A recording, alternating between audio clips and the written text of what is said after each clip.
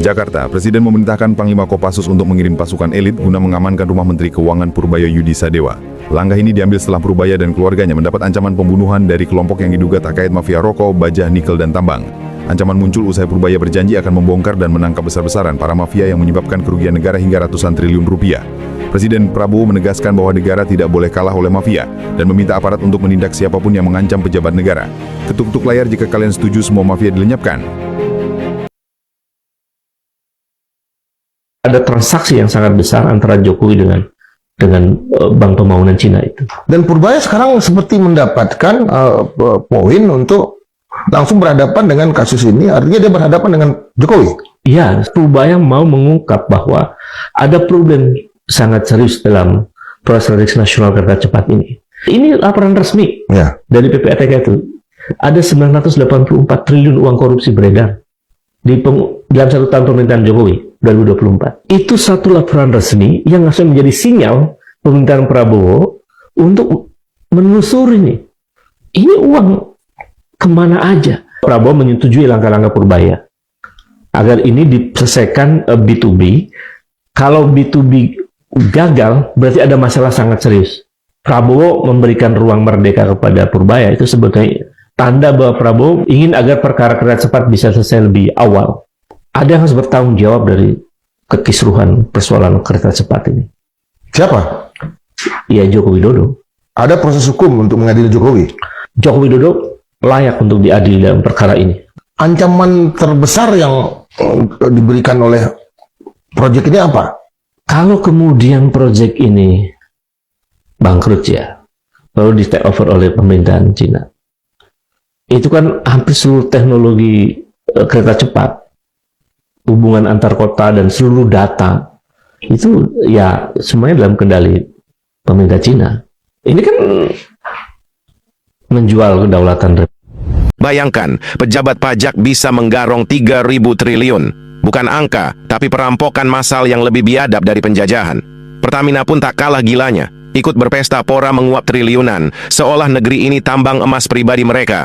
DPR dan pejabat, jangan harap ada yang bersih. Hampir semua berlumuran darah uang rakyat, pura-pura jadi wakil bangsa padahal cuma tukang rampok berseragam negara. Setahun sudah Prabowo Subianto menjadi presiden.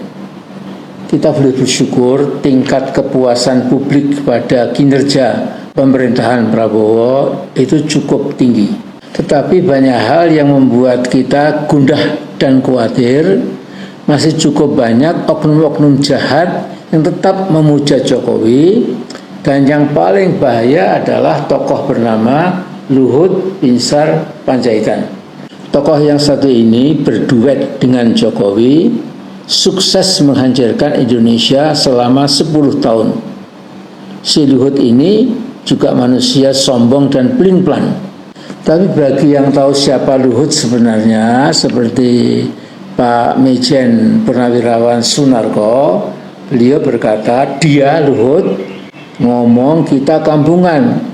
Karena itu saya katakan Luhut ini manusia pembohong, penjilat yang sangat rakus dan serakah. Sebagai pemuja Jokowi, Luhut pernah mendamprat Prabowo seenak mulutnya. Saya kutip omongan Luhut, dari TNI saja dipecat, masa Prabowo mau jadi presiden.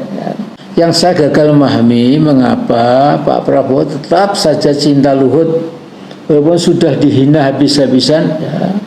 Ya mungkin juga karena Luhut berhasil meyakinkan Pak Prabowo bahwa Luhut itu orang pandai, jarang orang ada sepandai dia, dan sekaligus selicik dia dan lain-lainnya. Luhut itu sudah jadi manusia masa lalu, ya, masa lampau. Ya. Sebaiknya Luhut malah direshuffle secepat mungkin menurut saya ini. Dia hanya jadi beban bangsa Indonesia. Di Presiden Prabowo, please wake up. Anda dikelilingi oleh orang-orang yang berbahaya. Yang jelas memang Anda segera harus wake up, karena ternyata setahun setelah Anda berkuasa masih banyak cucungok-cucungok yang akan membusukkan pemerintahan Anda. Makanya Anda segera sadar secepat mungkin, waspada, dan masukan ini mudah-mudahan ada gunanya walaupun cuma sedikit.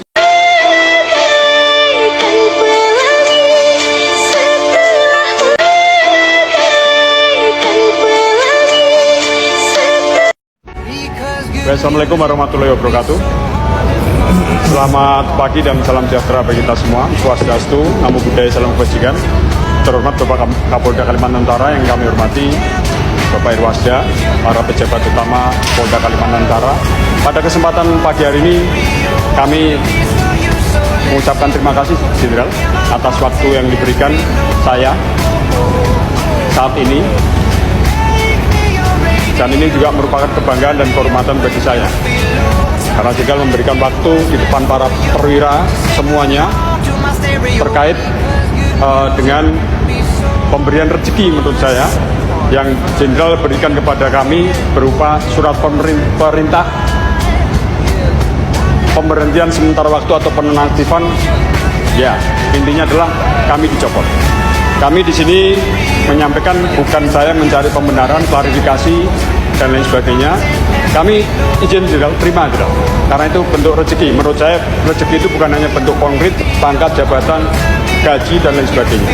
Namun itu menjadikan kami kuat sekali lagi. Dan ini saya sampaikan ke Jenderal, kami tidak pernah ada manuver lain-lain Jenderal. Demi Allah Jenderal, kami tidak ada manuver dan lain sebagainya. Dan kami terima kalau memang ini. Karena saya yakin bahwa saya Jenderal menyampaikan pemberhentian itu saya tanpa label, tanpa daripada pemeriksaan dan lain sebagainya. Kalau memang saya salah, memang kami siap diperiksa. Bapak Irwasda juga harus bertanggung jawab, artinya silakan diaudit, audit kinerja. Dan saya tidak akan protes apabila nanti akan turun audit investigasi. Artinya saya menyampaikan ini, Jenderal, saya terima. Jangan sampai nanti ada booming yang mengatasnamakan, wah ini Teguh, seorang Pamain Polda Kaltara dari mulai Kabid Propam diberhentikan menjadi ini manuver. Kami terima juga, karena kami tidak ada masalah dengan jabatan, itu resiko kami.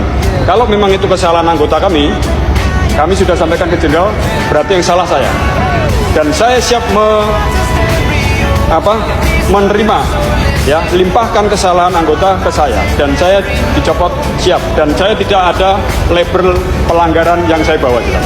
Jadi terima kasih Jenderal, kami tidak ada pemberhentian ini sementara waktu atau pencopotan ini, saya tidak ada pelanggaran pidana, kode etik maupun disiplin yang ada. Ini kebanggaan bagi saya. Dan kami sekali lagi mohon izin Jenderal, kalau boleh diizinkan, kami mungkin akan lebih baik kembali ke bumi kandung kami.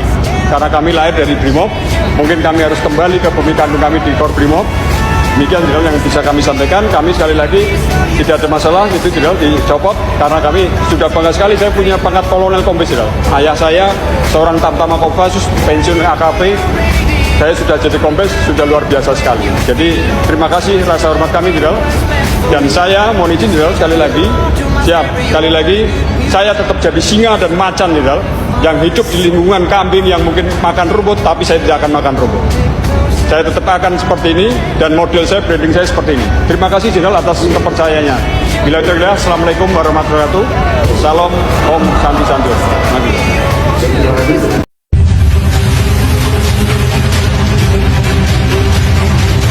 Baru-baru ini media sosial kembali dihebohkan dengan dugaan bahwa Rafael Alun Trisambodo ternyata terlibat dalam kasus korupsi senilai 3.000 triliun rupiah. Menurut informasi yang tersebar melalui akun X atau Twitter, korupsi Rafael Alun senilai 3.000 triliun rupiah diduga mengalir ke 25 artis. 8 orang siapa aja itu Bang? Public figure Bang, public figure 8 orang siapa aja? Public figure 8 orang diduga namanya LH ya, yaitu Raffi Ahmad ya, Raffi Ahmad. Kemudian ada juga Atta Halilintar, kemudian ada juga Kevin William ya, kemudian juga ada Ian Demasif, kemudian juga ada Judika, kemudian ada Dr. Tirta, kemudian ada Faisal dan Bismifta, Haji Faisal.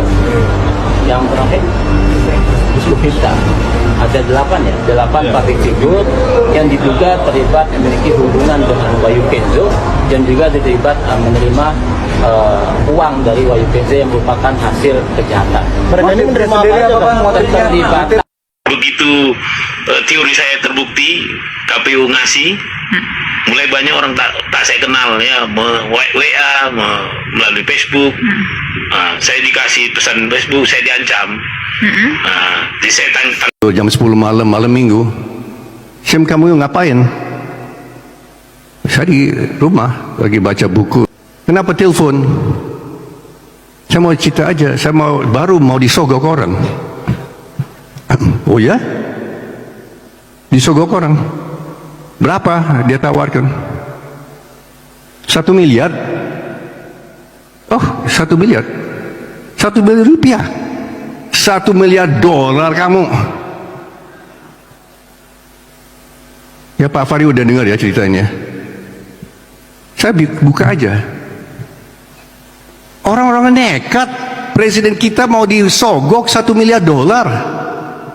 Hari ini diumumkan atas arahan Bapak Presiden, atas perintah Bapak Presiden, tolong hari Rabu diumumkan harga pupuk turun 20% berlaku mulai hari ini. Ini adalah berita gembira tahun kedua, masuk tahun kedua pemerintahan Bapak Prabowo Gibran. Ini tidak pernah terjadi sepanjang sejarah. Kami umumkan, tolong seluruh yang hadir pada hari ini, PPL, Babinsa, seluruh yang hadir dicatat baik-baik. Dan nanti, manakala ada yang naikkan harga pupuk, akan izinnya dicabut dan diproses hukum. Ini harus kita kawal. Tolong dicatat dengan baik urea. Dari Rp2.250 per kilo menjadi 1.800, turun 450 per kilogram seluruh Indonesia. Hitungan persak urea ini dari 112.500 turun menjadi Rp90.000 per sak. Ini adalah luar biasa. Inilah hasil dari efisiensi, efektif, produktif. Ini adalah hasil efisiensi anggaran yang dilakukan oleh pemerintah, efektivitas, efisien, dan seterusnya. Ini tidak menambah anggaran APBN, tetapi menurunkan harga 20%. Kemudian NPK 2.300 menjadi 1.840 per kilogram. Persak NPK Rp115.000 menjadi Rp92.000 per sak. Ini berita baik untuk petani seluruh Indonesia. 160 juta warga petani kita menanti berita ini.